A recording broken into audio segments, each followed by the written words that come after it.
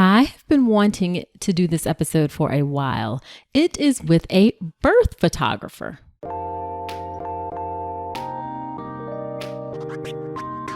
Welcome to the All About Pregnancy and Birth podcast. I'm your host, Dr. Nicole Calloway Rankins, a board-certified OBGYN physician, certified integrative health coach, and creator of the Birth Preparation Course, an online childbirth education class that will leave you feeling knowledgeable, prepared, confident, and empowered going into your birth.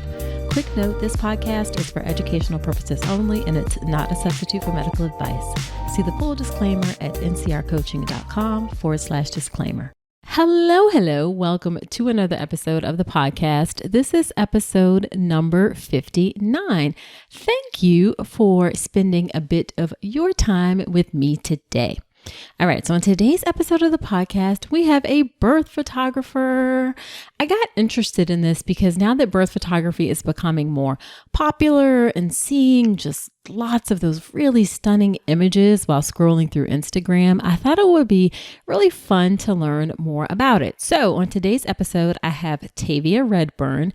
Tavia is a birth photographer who serves Oklahoma City. Tavia has photographed over 100 births, and her images have been featured on Country Living, BuzzFeed, and the Huffington Post. Now, in addition to being a birth photographer, she's also trained thousands of other birth photographers all over the world through her company, The Beauty in Birth. And her success has allowed her to retire her husband from his 9-to-5 at age 31. And now, in addition to being a birth photographer, her mission is also to help other moms succeed in their business. Now, Tavia lives in Mustang, Oklahoma with her husband and their 3 children. We have a great conversation today, and we talk about what to ask when hiring a birth photographer, what to expect when working with a birth photographer, tips to help you if you can't afford a birth photographer. And then we talk about some interesting things, not so great ideal things that she's seen as kind of a fly on the wall at births. And then finally, how her own births have influenced her work, including how she advocated for herself down to firing the midwife who was caring for her while she was in labor at 7 centimeters. So you definitely want to listen into this episode. It's a great one. I know I say that about every episode, but maybe because I think every episode is great. All right. Now, before we get into the episode, let me do a quick listener shout out. This is to J Skates 67. And she says, great refresher for a second-time mom. And the review says, I absolutely love this podcast. The information Dr. Rankins provides is so helpful and so interesting. I took a childbirth class during my first pregnancy, which I found helpful, but this podcast really provides a depth of information about pregnancy and birth that you just cannot get in a short class. It's also great to be a part of the community on Facebook and be able to connect with other pregnant women.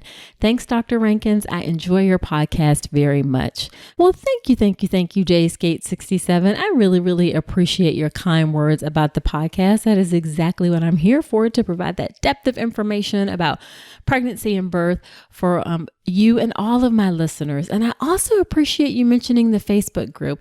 I love the Facebook group. It grows more and more every day. It's a free group. It's called All About Pregnancy and Birth. And really one of the best parts, if not the best part of the group, is the other women in the group. So yes, I'm in the group. The community manager for the group, Keisha, she's outstanding. She is a doula. However, it's really that ability to connect with other like-minded pregnant women that just makes it so great. And the group is so supportive. So definitely join the group if you haven't. It's called All About Pregnancy and Birth on Facebook. And I will, of course, link to that in the show notes. All right. Without further ado, let's get into the episode with Tavia Redburn.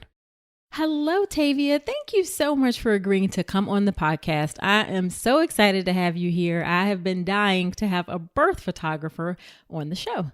I am so excited. Thank you for having me. Yeah, so why don't you start off by telling us a bit about yourself and your work and your family? Sure. So my name is Tavia. I'm a birth and newborn photographer in Oklahoma City. I am married to my high school sweetheart. We've been married for 13 years. I had to think about it. Aw. We have three kids who are 11, 8, and 6, two boys and a girl. And I have been a photographer since 2009 and photographed my first birth in 2012. And yeah, that's pretty much me. Okay. All right. And how did you decide? Wait, okay. So you became a photographer in 2009, you said, but then started doing births in 2012. Correct. Okay. So I guess how did you decide to become a photographer? And then how did you decide to focus specifically on birth and newborn photography? Yeah. So in 2009, my son was about 8 months old, and I wanted to take better photos of him. I just thought like I want something higher quality than like the little point and shoots. There were no phone cameras back then, or they were Right. really terrible if they existed. And so I bought my first little Canon Rebel DSLR and took a photography class here locally to learn how to use it and how to shoot in manual and all that stuff. And while I was learning, I had friends and family approach me to take photos for them. I've always been entrepreneurially minded.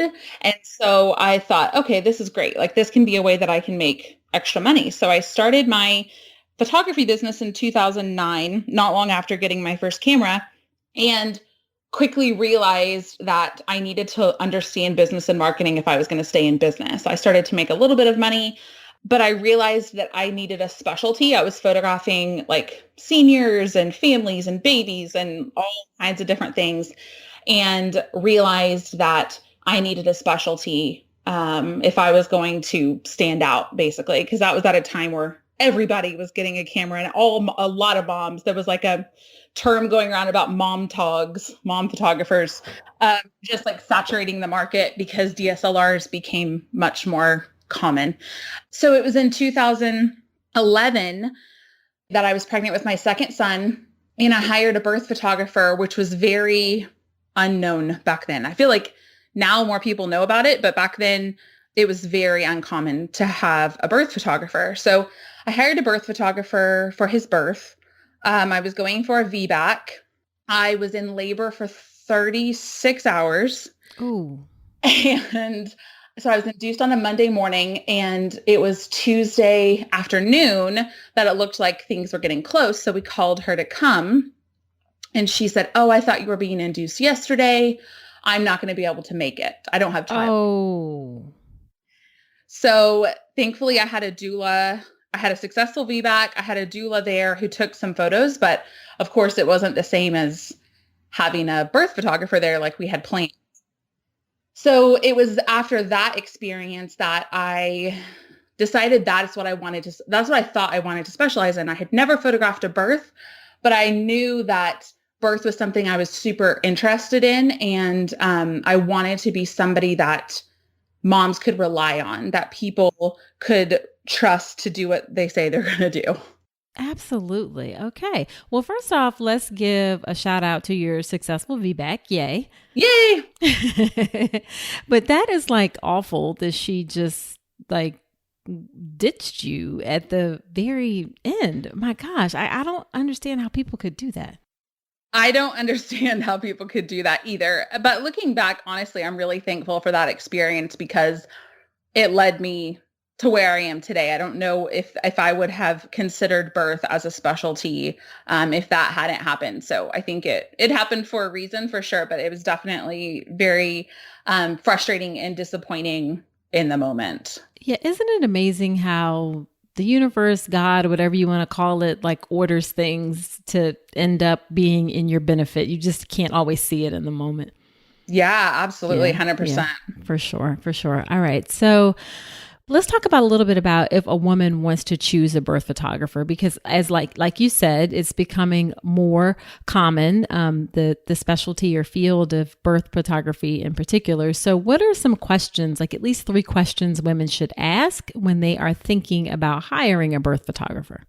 Yeah, great question. So I think first off is what is their experience level? Like how many births have they photographed? Have they photographed your specific type of birth? So if you're having a home birth or hospital birth or birth center or VBAC, like have they photographed a birth like that?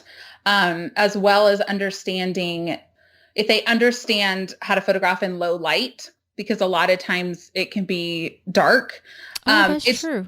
Yeah, it's just totally different than any other genre of photography, because you're on call and because you never know if it's going to be daytime or nighttime. So the first thing I would ask is just what their experience level is.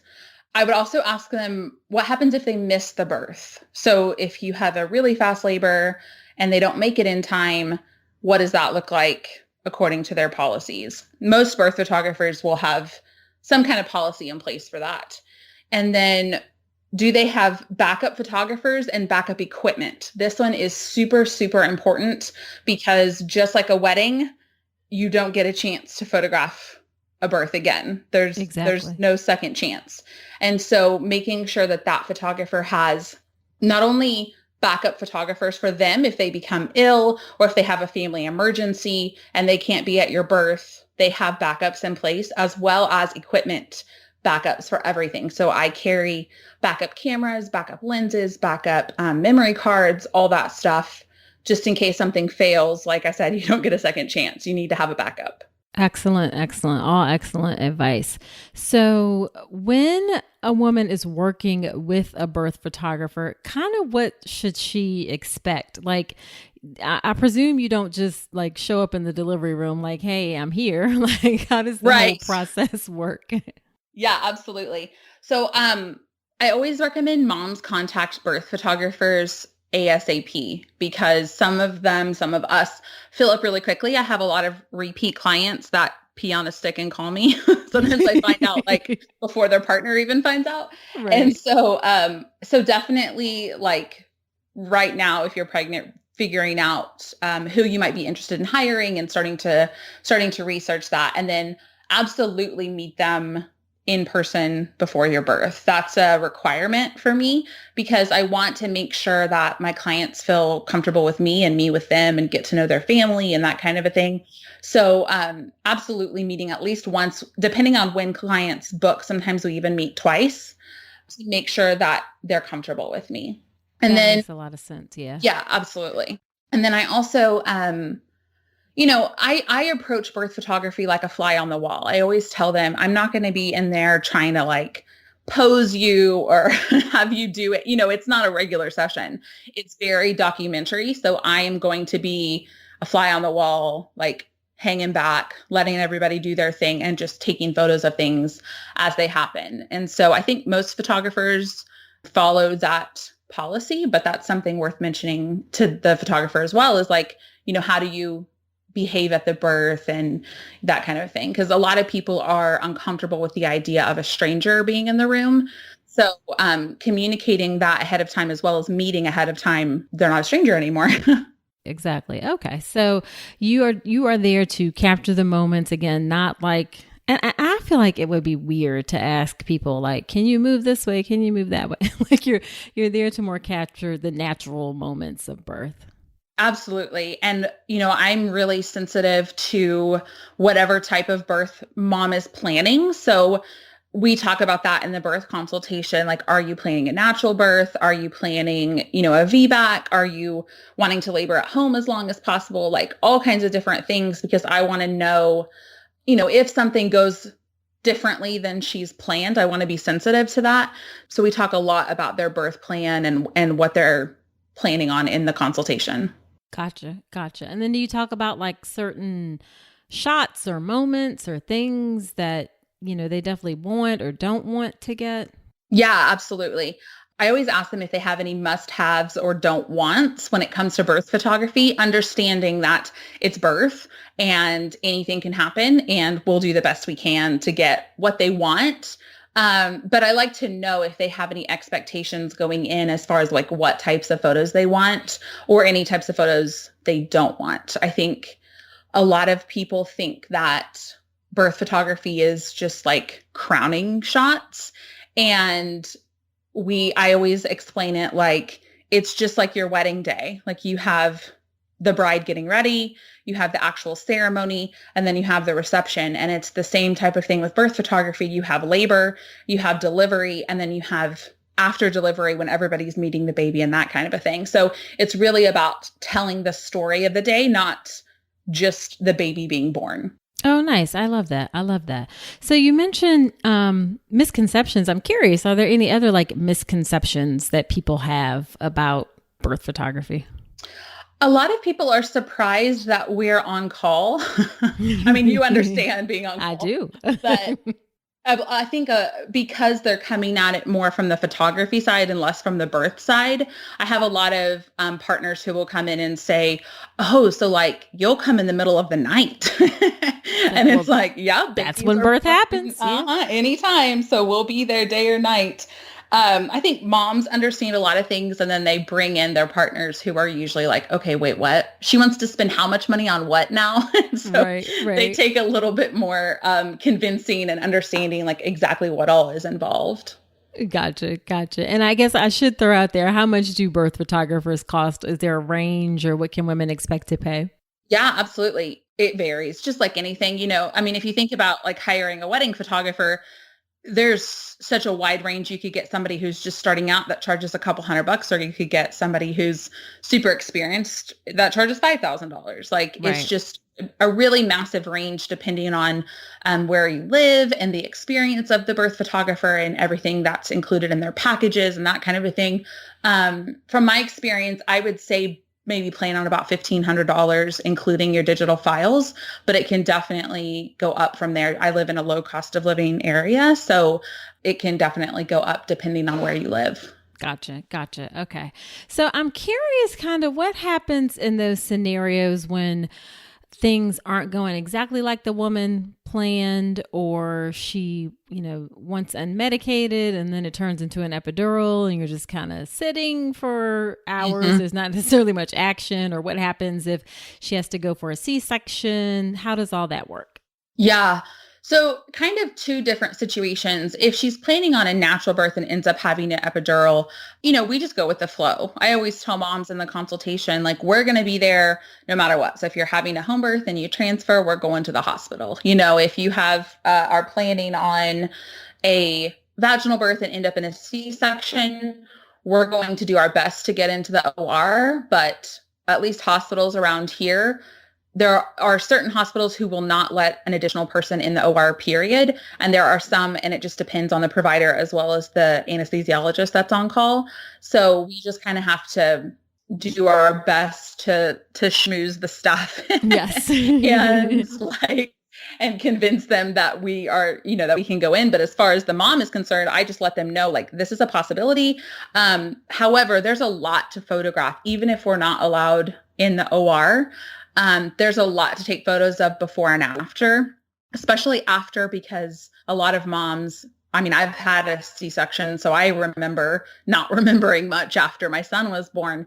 And so at that point, having a photographer almost even becomes more valuable because there's so much that happens that you don't even remember that the photographer can capture. Right, right. That's an excellent point. Excellent, excellent point. Okay. You go with the flow. And it sounds like you have these conversations ahead of time with moms to be prepared for all of these possible things.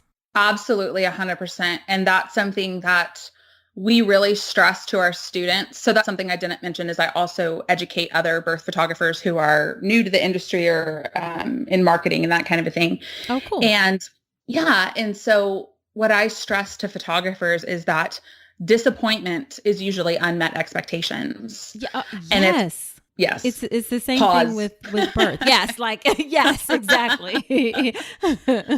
Yeah. So it applies to a lot of things, right? So disappointment is usually unmet expectations. So if we want to avoid disappointment with our clients, and there's so many what ifs with birth, we really have to talk about all of the what ifs beforehand so that if something happens where she's planning a VBAC and ends up with a repeat cesarean, or you miss the birth or things like that, you've already talked about that. So she knows, oh, okay, well, this happened and Tavia said this would happen if I ended up with a C-section. So that way they understand what your policies are before that situation even presents itself. Gotcha, gotcha.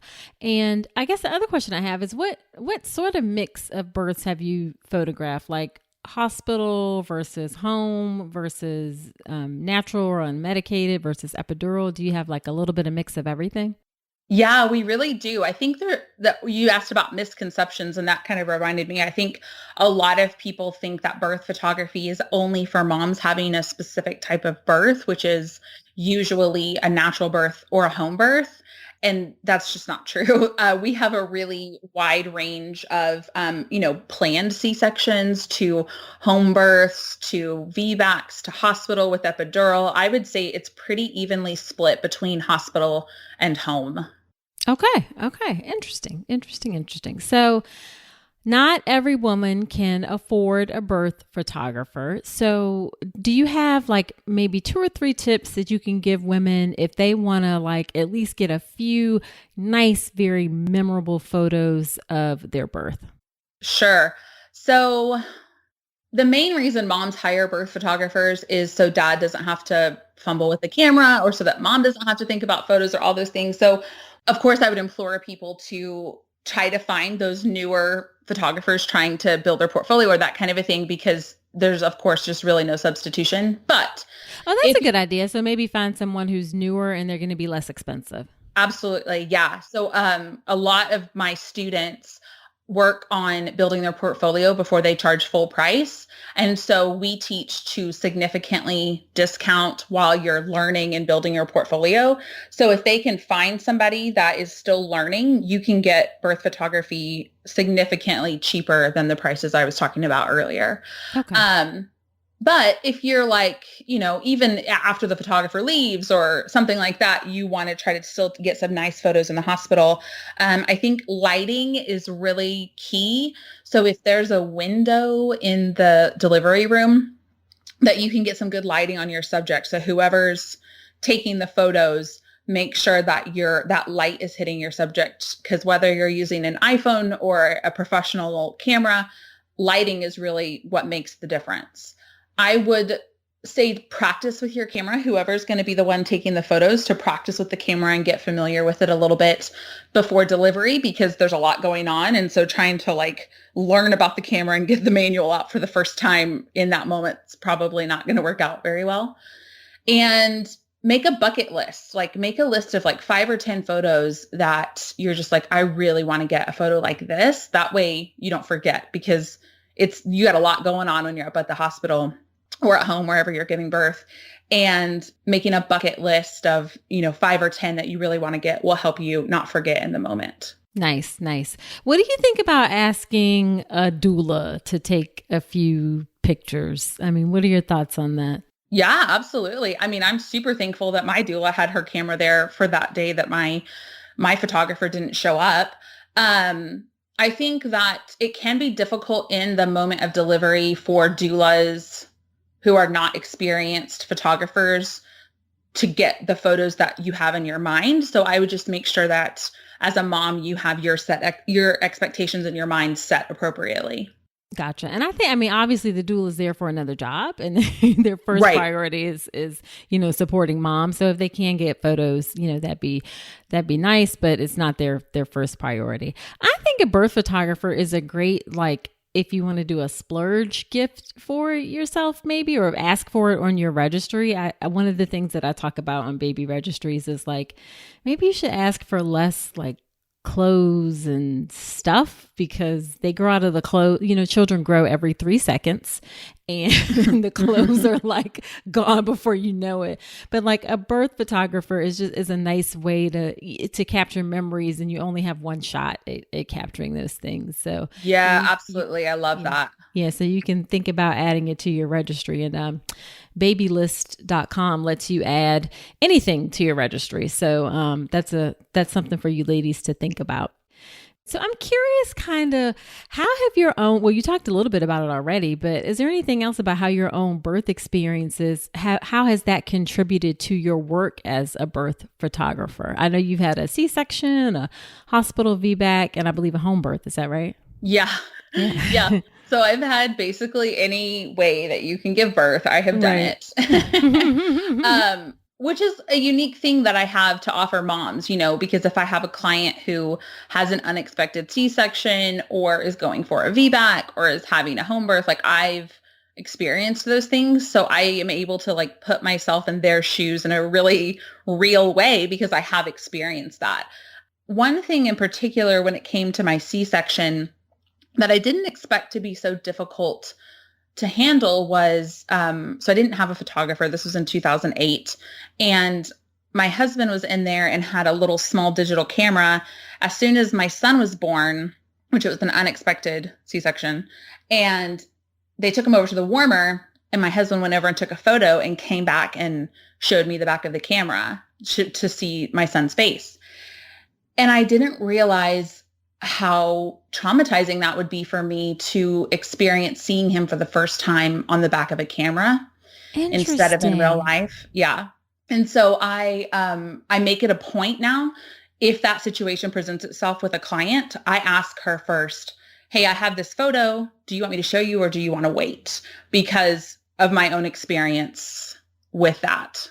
I can see how that would feel like you've been waiting for this moment for so long, especially for your first baby. And then for your first glimpse of this human being that you've been growing is through like a picture. I can see how that would feel like not satisfying or make you feel off or depressed even. Absolutely. Especially when you weren't planning on that C-section and you're already kind of disappointed to be in there. Right. So moms with unexpected C-sections are near and dear to my heart because just because of my own experience. So I would say having all those three different experiences helps me relate to moms on a different level. Gotcha. Yeah, I think once you become a mom and then you work with other mothers, it just kind of changes how you interact with people. I'm not saying that people who don't have children can't do it. They can, but there's just something about that relatability. I talk about how like I've had a NICU baby and now I have a soft spot for women that have NICU babies. So yes, I love yeah, that. Mm-hmm. yeah. So I'm curious, how do you balance the unpredictability of birth and having young children and a family to take care of?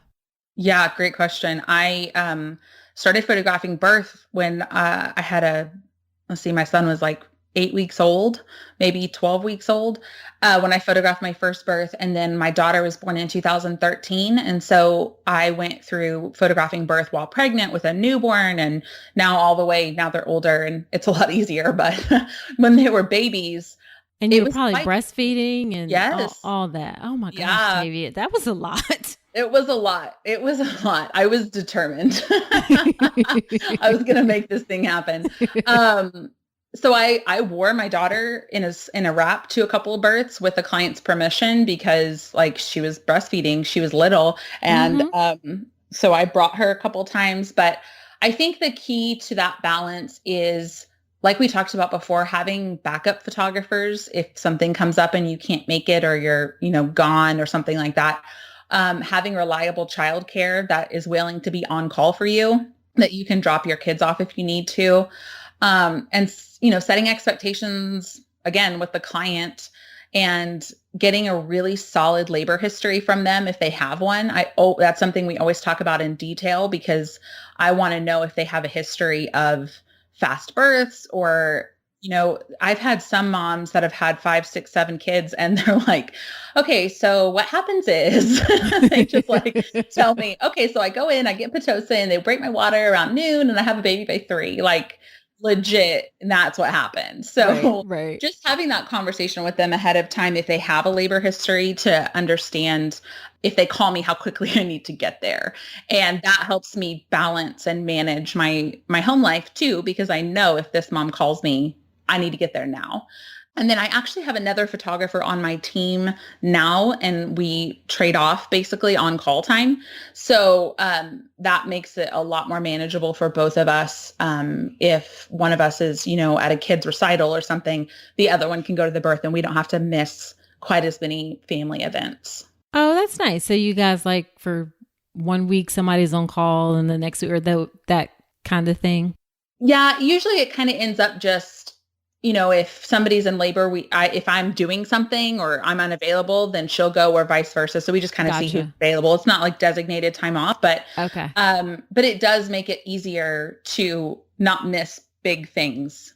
Right, right, right. That's nice. That's nice. And it's the same thing, kind of sounds like what we do in obstetrics to try to make it so that things are a bit more predictable and work life.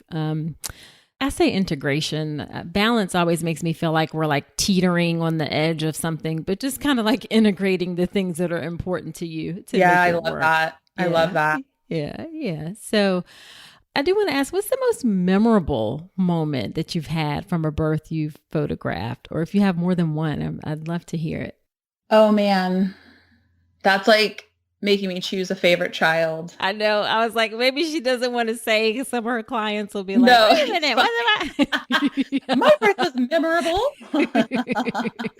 um, like I said, I think that those births that are similar to my own, of course, hold a special place in my heart.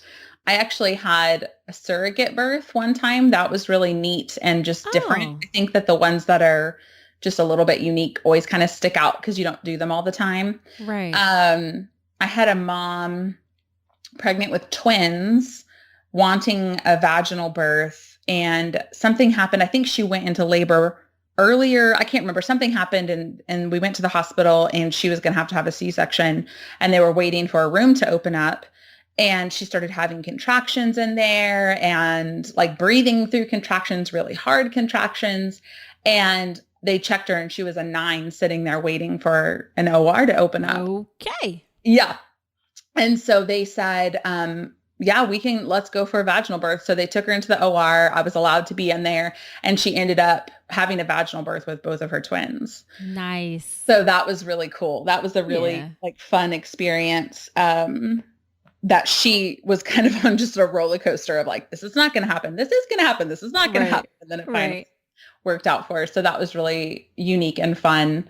Yeah, I think VBAC, HBAC are always close to me. Like surprise genders are always really fun. Like it's a really fun job. Yeah, yeah, I love surprise gender. Like that is one of my favorite things because a lot of people don't choose that. So myself included, I was like ultrasounding myself, like ridiculous. But so a lot of people don't choose it. So it's always like a moment. I'm like, who's gonna announce it? Nobody say anything until the dad or whoever's gonna say it. So I love surprise Yes. gender. Yeah, that's always a fun thing. I actually got really mad at a nurse one time who announced a gender before Oh the dad did. no. I was so hot. It was their last baby, and this was the moment. But anyway, I digress a little bit. Oh I like man. surprise genders. Yes, Yes. yes.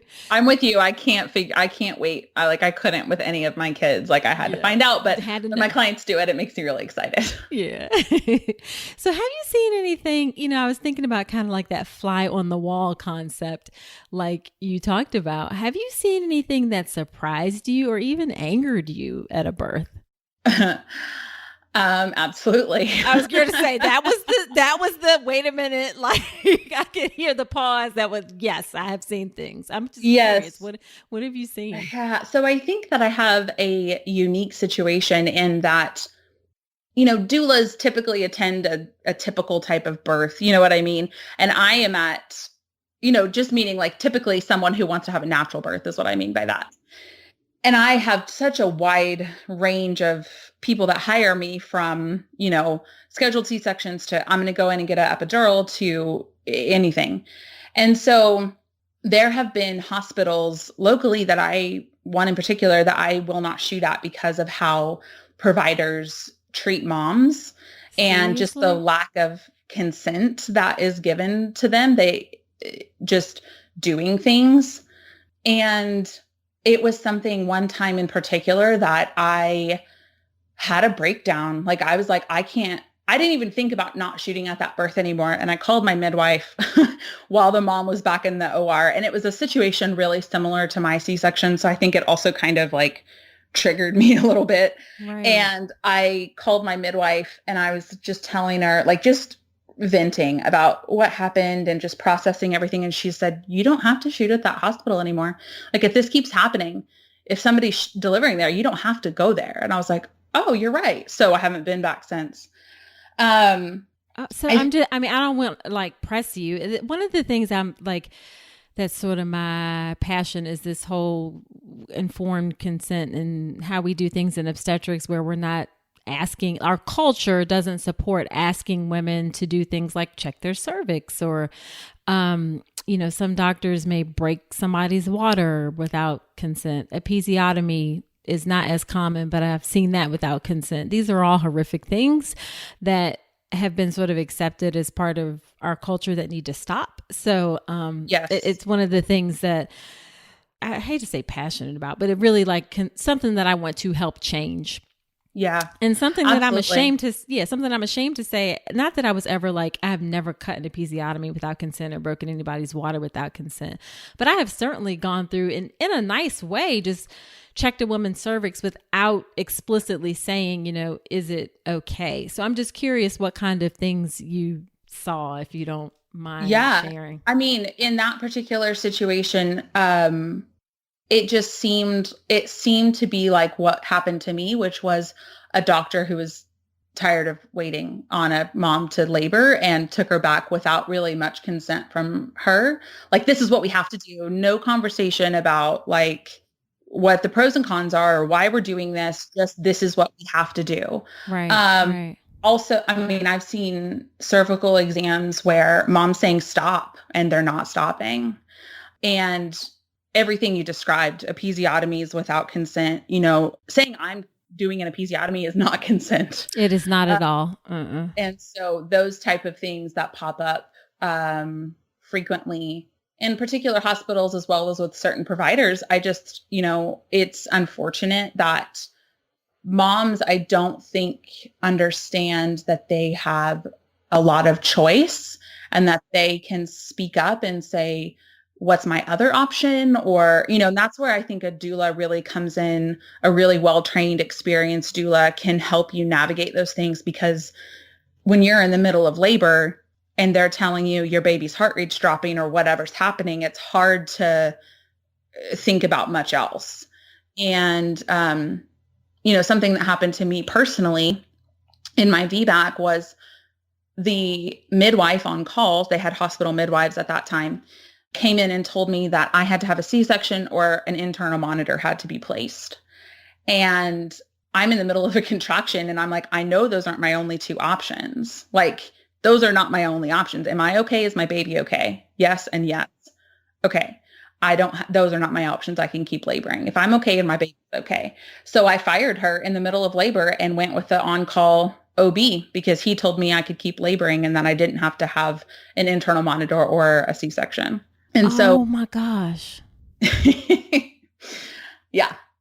Well, first off, kudos to you for, I think a lot of women do not realize how, like, it can be hard in the moment, but you can make changes to advocate for yourself and your birth. And I know this episode is about birth photography, but I feel like since we're here, let's just, let's just go with it. You have to advocate for yourself and be ready to advocate for yourself. And I mean, I can't imagine what you felt like in that moment to have to fire your midwife. It was a midwife I did not have a relationship with. My midwife had a close family member pass away a couple days before, so she wasn't there. So it was just whatever midwife was on call. So it wasn't someone I had a relationship with. My midwife would have not given me the options I actually had. And I understand from a provider's perspective, or I can imagine everything they've got coming at them, as far as what they're trying to think through. And so I tried to give people the benefit of the doubt. But when it comes down to it, those are not my only two options. And I knew they weren't. And I had a doula who was there, not overstepping her bounds, but just reminding me like, hey, you don't have to keep her, Dr. So-and-so is here and he can take care of you instead of her. So just having the doula there to remind me of my options, I would have never thought to do that in the middle. I mean, I was like 7-8 centimeters, like I'm in active labor, and having a conversation between contractions about firing my midwife and, I don't need a C-section. I'm fighting to not put in the internal monitor, which is something I didn't want. you know, it's just, it shouldn't be a fight. And No, no. that's Mm-mm. ultimately why I chose home birth with my third, because I had two terrible hospital experiences. I never thought I would be somebody that would have a home birth. Like that just was not on my radar. But after the unwanted C-section and then VBAC, but I mean, it was a fight to get that VBAC. I just didn't want to go back there. Wow. Wow. And do you feel like the OB was more supportive or was he just more like tolerant? I would say tolerant. I wouldn't say full-blown supportive, but at the time it felt supportive because he was coming in and telling me, I know you don't want to have another C-section and you're fine and your baby's fine. So you can just keep laboring without an internal monitor if you'd like. And to me, that was just like, glory, glory. Okay, great. Like all I want to do is keep laboring. And so Right. Wow. Okay. I always want, I mean, this is again, a conversation for another day. I do wonder when women make the choice to have what goes into women's thought process to make the choice to have a home birth after a hospital birth. And I will say home birth after cesarean makes me have palpitations a little bit, but maybe a lot of bit, but women are free to choose their, what they believe works best for them, knowing all the risk and benefits of everything. So I thank you. I appreciate you sharing like your perspective, and that maybe if you had a different experience in the hospital that you feel like you wouldn't have had to make that choice. Do you feel like that's fair to say? yeah, I do. Because like I said, I had friends who had home births and, all that. But I just always thought, well, I'm not one of those people, like not in a negative way, but just like, that's not who I am. Like, I'm just not the kind of person who's going to do that. And it wasn't until two experiences that were terrible. I mean, it gave me like literally with my daughter, my third baby, I went in at like 10 weeks or something and I was the healthiest I had ever been and my blood pressure was through the roof. And I was like, I do not want to be here. Like this is stressing me out, even just being here, thinking about going through what I went through last time. I've got to start looking at other options. So yeah, absolutely. It was that experience that sent me, not that I support home birth. Like I'm a home birth advocate. So I'm not trying to say like, that's the reason that somebody should choose home birth. I think that like you said, if you understand the risks and the pros and cons, which I did, and I had a provider that was trained that I trusted and we're 10 minutes from a hospital and all these things, I felt comfortable with it. So I think that just looking at your options and just deciding on what you feel and your family feels most comfortable with. Right. Absolutely. It's key for sure. For sure. All right. So how about we get back to photography? Sure. But that was a great conversation. I appreciate you taking that detour. If I can take one more detour, since you liked that detour. Please, let's do it. Yes. I love it. I love it. Your question was if anything surprised and angered me at birth. Oh, yes. Yeah. And if I can be really honest, how providers and staff treat women of color as well as really young unmarried women in hospitals. Please speak on this. Please speak on this. Is real. I've definitely seen that bias towards both in real time. And it's something that is not acceptable and needs to be talked about, and it needs to be addressed among medical professionals and understand like what bias they have, if any, because it's affecting women. Thank you. Yes. I can say it and I know it and I see it, and as a Black woman, I've experienced it, but there's something to be said when other people who, like you said, you have that fly on the wall. You've seen things that you see firsthand how that happens. And women aren't making this up, that they're being treated a certain way. So I really appreciate you bringing that up. Well, and just not being listened to in the same way. Their concerns are not being addressed in the same way. And it's shocking. Like it was shocking for me to see it happen in real time, where I've been at, we have like 3 or 4 major hospitals here that I shoot at often. And to see the same situation with a woman of color versus a white woman, I was just shocked. I was like, this is real. Like, this is not okay. And for the African American maternal death rate to be what it is also worth mentioning, and just like displays that perfectly. And it is directly related to what you're saying, how people aren't listened to the same way. Their concerns are not taken the same way. And that has very serious implications for outcomes. So thank you. Thank you so much for bringing that up. Absolutely. And if nobody has heard of Kira Johnson, I don't know if you're familiar with her story. I am indeed. That is a horrific story. And I encourage anyone who's interested in making a change on this topic to research her and her story and what happened to her to get a better understanding of what's going on. Yeah, and I will link to her story in the show notes, guys. And the short version is she had a C-section and she basically bled to death after her C-section, and it was completely unnecessary and preventable. Absolutely. Yeah. Yeah.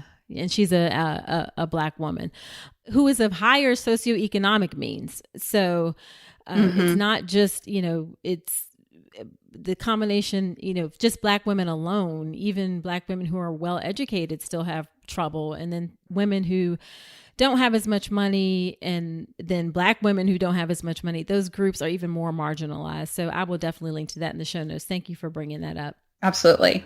Yeah. Yeah. Was there anything else you want to add as we close about your thoughts about birth in general, or some last minute thoughts on birth photography? And then I have one more question for you. Sure. I think that birth photography specifically is something that especially first-time moms, maybe think like, oh, it's an intimate thing with me and my partner, and I don't want to have another person in the room. A lot of clients that hire us are second-time moms who wish they had done it the first time, and now look back and think, man, I wish that I had had a birth photographer. We hear that all the time. And Gotcha. So if you're expecting your first baby, I would highly encourage you, no matter what your budget is, to try to find somebody that you're comfortable with. And explore that if it sounds interesting to you, because that's the worst. It really is the worst whenever it's like, I wish that I had known that this was an option, because you can't go back. Right, for sure. And again, I'll add one more time that this is a great thing to put on your registry is something to ask for, or like Tavia said, find somebody who's a budding photographer and who's interested in doing it. Yes, they're fancy cameras these days, but you can actually get some decent shots if you know how to use a good iPhone camera or even a Samsung camera. Yeah. So definitely think about those things. And then my last question to you is, what is your favorite piece of advice that you like to give to expectant moms? Oh man, I feel like there's a lot of things. Now that my youngest is 6, I feel like I'm on the other side, but it used to drive me nuts when people would say, oh, just enjoy every second, because I feel like I'm not sleeping. Like, it's like, shut up. Life okay. I haven't slept in like forever. Yeah, exactly. So I think it's not exactly photography related, but what I see with our clients is new moms put a lot of pressure on themselves, myself included, to, breastfeed or have the certain type of birth they want, or, they expect to have this instant bond with their baby and they don't. And it's okay. Like, all of those things are okay. Like, whatever you're feeling is okay. And it's okay to say those things out loud. Like, I'm disappointed that this happened or that happened, or, just letting some of those things go. I feel like breastfeeding in particular was one with all my kids that I held on to so tightly. And it was such a source of stress for me for so long. Right. I wish that I had just not worried about it so much. So you love your baby. That's all that matters. Everything else, it doesn't matter. I love it. Yes.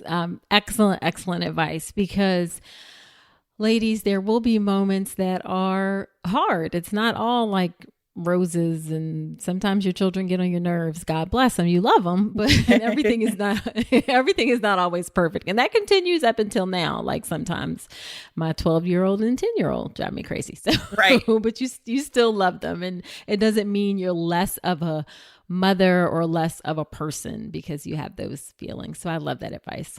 Thanks. Yeah. Well, thank you so much, Tavia, for coming on. This was a really great conversation about birth photography and birth in general. So I really, really appreciate it. Yeah, it was really fun. Thanks for having me. All right. Wasn't that a great episode? Really informative and just lots of great information. I know we took a little bit of a twist and turn into talking about more of the advocacy piece and birth experiences, but I thought it was a really great conversation and I hope you learned a lot from it. Now, after every episode where I have a guest on, I do something called Nicole's Notes where I talk about my top 3 or 4 takeaways from the episode. So here are Nicole's notes from this episode with Tavia. Number 1, I kind of thought of birth photography as sort of a luxury thing that, not that the average person sort of did, but now I can see how it can be a really important part of your experience, kind of similar to a wedding photographer. And I think you should maybe give some thought to hiring a birth photographer or at least being intentional about getting some good images to remember your birth. It's a once in a lifetime thing. So, definitely think about it. Remember that registry, it could possibly be a registry gift. Babylist.com lets you put anything on your registry. So just think about it as an important part of your experience. Number 2, I loved what Tavia said about disappointment is unmet expectations. That is so, so, so, so true. And in order to really, know and not be disappointed with your own birth and not have your expectations met, an important part of that is preparing. Okay. You really need to do your homework. Know your hospital, know your provider, know what to expect in different scenarios. I have a free online class to help you. It's called How to Make a Birth Plan That Works, and it covers questions you can ask to get familiar with your doctor, midwife, hospital, so you really understand what's going on. And then you can talk through what it is that you want for your birth to make sure that the hospital and the provider can support that for you. Okay, so a big part of getting ready and not having that disappointment for any unmet expectations is to prepare, discuss what you want so you go into it with your eyes wide open. Again, check out my free class to help you how to make a birth plan. You can check it out at ncrcoaching.com/register. All right, number 3. As always, please be sure that you either are comfortable advocating for yourself or you have someone there who can help you advocate for yourself. Tavia fired her midwife in favor of a physician. That does not happen too commonly, but it's an important point that you really need to have the person there who is going to support you the most in the moment, whether that's a midwife or a physician. So don't be afraid to advocate for yourself when you need to. Now, hopefully it doesn't get to that point where you have to fire anybody in the middle of labor, but, do what you got to do. And I think doing your homework, or I know that doing your homework ahead of time and really trying to prepare yourself as much as possible kind of limits the need to have to do those sort of things. Okay. And then the final thing I'll mention is that I'll reiterate that those differences in the way that different people are treated, Tavia specifically mentioned the instances of Black women and white women and young unmarried women not being treated respectfully or not being treated well. Those things are real and they contribute to poor outcomes. And we all have a responsibility to kind of call out that bad behavior when we see it so that people can be made aware that they need to change. So those things happen. They're real. Please speak up about it when you see it, because that is how change happens. All right. So that is it for this episode of the podcast. Can I ask you to do me a quick solid? If you enjoy the podcast, will you please subscribe to it in Apple Podcasts, Spotify, or wherever you listen to podcasts? And if you feel so inclined, please leave a review specifically in Apple Podcast. It helps the show to grow. It helps other women to find the show, helps other women who need the show, to connect with it. So definitely subscribe if you enjoy it, and then leave that review. I really, really appreciate it. And then, of course, my favorite part of the reviews is giving folks shout out on future podcast episodes. Now, next week on the podcast, I'm going to answer some kind of like frequently asked questions that I get that don't necessarily warrant a whole episode. So I'm going to put together kind of like 5 or 6 different questions and answer them in the episode. And I also have a couple of special guests who will be making an appearance, and I'll give a hint. One of them is 12, the other is 10. And I grew both of them in my body. So how about that? All right. So come on back next week. And until then, I wish you a healthy and happy pregnancy and birth. Today's episode is brought to you by Women's Wellness Coaching by Dr. Nicole Calloway Rankins. Head to ncrcoaching.com to check out my free 1-hour mini course on how to make your birth plan, as well as my comprehensive online childbirth education class, the Birth Preparation Course. With over 8 hours of content and a private course community, the Birth Preparation Course will leave you knowledgeable, prepared, confident, and empowered going into your birth. Head to ncrcoaching.com to learn more.